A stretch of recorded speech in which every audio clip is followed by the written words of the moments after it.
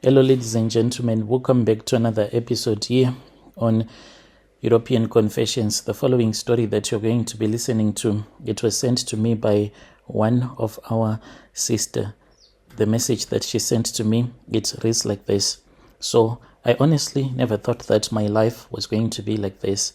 Like, it is really bad. When you are a prostitute, you do not feel like you are a human anymore. It is not an easy thing for men to come to you, sleep with you, dump their semen, even though you are using protection, but you just feel bad. Like, all of these men that sleep with me in a single day, and there is no end to it when you are a prostitute. The young girls out there, they think that it is a way of making quick money, but at the end of the day, you really feel bad. I was once like anyone else, someone with dreams, someone with a heart full of hope, and I never loved money. I was someone who was just a decent young woman, but poverty is a way of making you so evil and making you to be like this. My name, Brother Nashi, it is called Saru, not your real name. And my story, it goes on like this. I used to stay with one of my uncles back home in Zim. When I was staying with my uncle, when I was now growing up, I still remember that he used to ask me if I was already menstruating or not. The day that I told him that I had started my periods, that was when he waited for me until I had finished my periods, and then he came and he forced himself upon me. I thought that it was normal, for he said that all the girls, they were doing the same things with their uncles. When I was now grown up, that was when I said, but that man, he was just abusing me. But where else could I go to? The man that I got married to, he slept with me after I had started staying with him, and he thought that I was still a virgin because I was still young. He punched me when he was on top of me. The moment that his manhood easily slid into my private parts, and he said, "You lied to me, you lied to me. You are a prostitute. Why did you lie that you are still a virgin when you are not?" And then that was when the abuse again started, and I ended up running away from my country, and I came to South Africa. When I came here, I tried to work as a maid, but I could not keep up with the demands of working very hard, being insulted, being told that you do not mean anything. So I then said maybe it was far much better for me to start sell sex. Like, I thought that it was just that easy because I had been comparing it to you having a boyfriend. You sleep with your boyfriend, you enjoy, then at the end of the day, he pays you something for giving it to him. But I was so wrong. It is really different. When you are having sex for money, it is different than having it out of love. Even your body, you do not feel nice at all when you are in the middle of making love. So I told myself that it was temporary, just a phase that was going to pass, and after I would have managed to save enough money, I would return back home and start my own business. But no, I kept on doing that. So whilst I was doing that, there was this other old lady that I was friends with. So this woman, she had been in the business for far longer than me, and then she told me that it is very dangerous being in the streets at night alone, so you need some charms to protect you, ways to ensure as well that the men who can come to you, they are those that only wants to buy from you,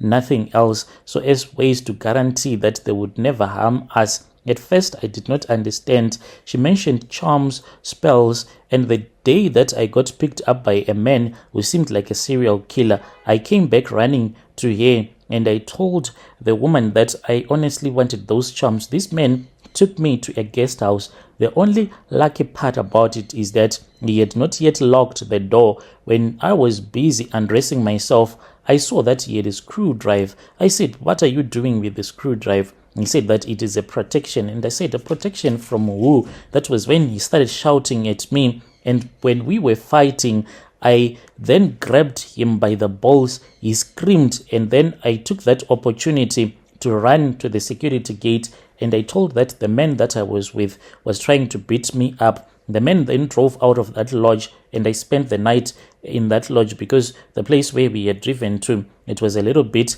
far. I ran back to that woman, and I told the woman what had happened, and she introduced me to a woman who had been in that life for decades but now is a sangoma. And then I was given some charms. These charms could protect me, to bring men to me and to keep them coming back to me no matter what. All that I needed to do was to perform the charms. At first, I was really scared and nervous since I had never visited a sangoma ever in my life. But wanting to protect myself, I agreed. I took the charms as she had told me, and then it started working. The men who started coming to me, they were very different. They were always generous, innocent. Some of them, they would tell me that the reason as to why they are with me, it is because of marital problems. But what they did not realize is that as soon as we would have finished making love, I had this small towel that I would use to wipe the men that I would have slept with. And also, most of the men, they will never think about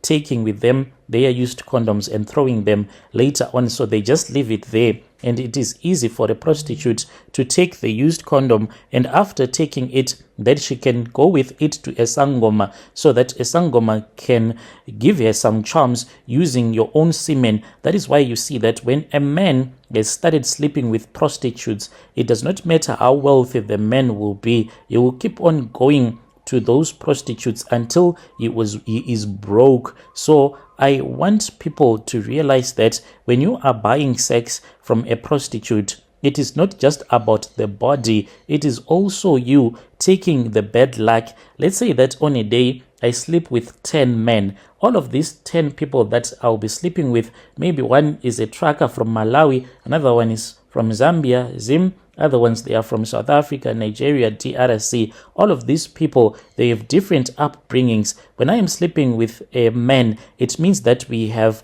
a spiritual connection that will happen. If the person has bad luck, you will give me that bad luck. And when you come to me, when you sleep with me, you are taking whatever spirits that follow that man, and then you go out there with the spirits, then you will start to experience bad luck. I want to warn the men who do come to women like us, who think that paying for sex is just a simple transaction. No, you do not know what kind of demons you are inviting in your life. Yes, I have to warn other people because I have seen how I have destroyed married men, because all that I care about is my clients returning back to me. I do not even care about the woman that the man would have left back home. All that I want is money. I've watched men divorcing their wives thinking that they can take me out of the streets. No, you can never take a prostitute out of the streets. So to the men who will hear my confession,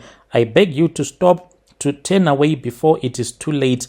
You do not know the kind of distraction you might be inviting into your life, and all of this may be for a 5 minutes pleasure, then you are done. But the damage that you can cause, it can last for a lifetime. Having a soul tie to a prostitute is something that you do not want. If my story is suitable for you to post it, please post it for me. Dear listeners, right there was a message that was sent to me by one of our sister. That was the translation. Strange things indeed they do happen in this world. A soul tie with a prostitute. Yo.